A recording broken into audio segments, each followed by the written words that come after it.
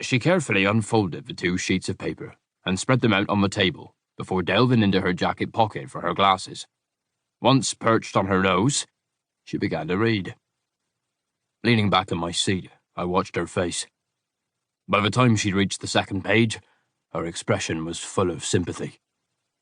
"How terrible," she said, returning the letter into the envelope and sliding it back across the table to me. "Did you know his brother Oliver?" I shoved the letter in my pocket. "I met him on a couple of occasions. I stayed at Kingsmead several times when Simon and I were home on leave together." "So you were good friends with Simon?" I nodded, feeling a little guilty.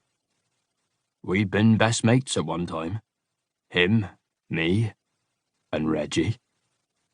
If I dropped this last bit of information into the pot, I knew exactly what would happen. If Emma had any idea her late husband was one of the 3 amigos, our bags would be packed by the morning. "We sort of lost touch once we left the forces," I told her. There was more to it, but it had been many years ago, and best forgotten. "Perhaps this would be a good opportunity to reacquaint yourselves." I doubted it would. Then I started to think about all the good times we'd had, and we did have a lot of them. We were young, we were reckless, and we thought we could rule the world. Maybe Ems was right. He had offered an olive branch, and perhaps I should accept it. "It would do you good. It would do us both good to get away." She pushed. I gave a morose laugh. "To visit a crime scene, you really think?" "You'd be helping out a friend in need." Knocking back the last of my drink, I said, "I don't do that sort of thing anymore." "And you miss it?" I slowly shook my head. "No, I don't."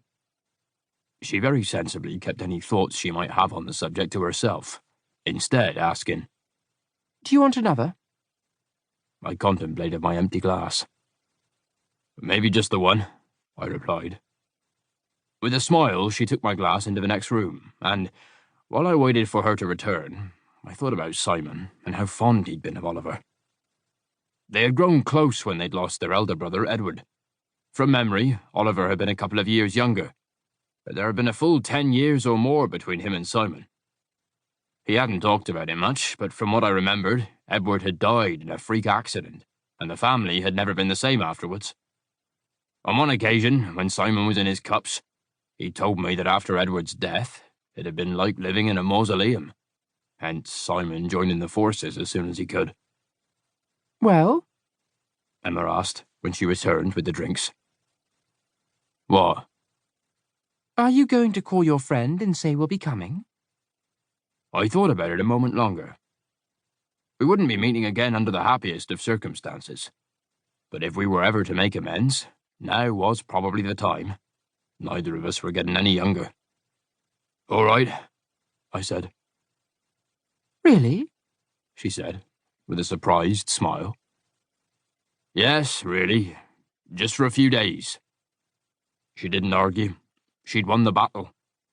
She'd concentrate on winning her never-ending war to get me to go away on a proper holiday upon our return. I didn't mind. She kept me on my toes. Simon had been uncharacteristically grateful when I called to tell him we'd be on our way for the weekend, and it brought me up short. Had he changed so much? Had I also changed into a man he would barely recognize? Maybe this was a mistake. Emma brushed aside my concerns. "The poor man is probably still reeling from the shock of losing his brother," she said, as she packed my suitcase. "Besides, you both will have changed. How long ago was it since you last saw him?" I sat down on the bed beside the suitcase. "Do we really need all this for 2 or 3 days?" "Yes," she said, slapping my hand away when I reached into the case to check what she'd packed for me. I knew when to give in, and went back to trying to remember when Simon and I had parted company. "It must have been 25 years or more," I said. She gave me a sideways look. "Did he and Reggie know each other?"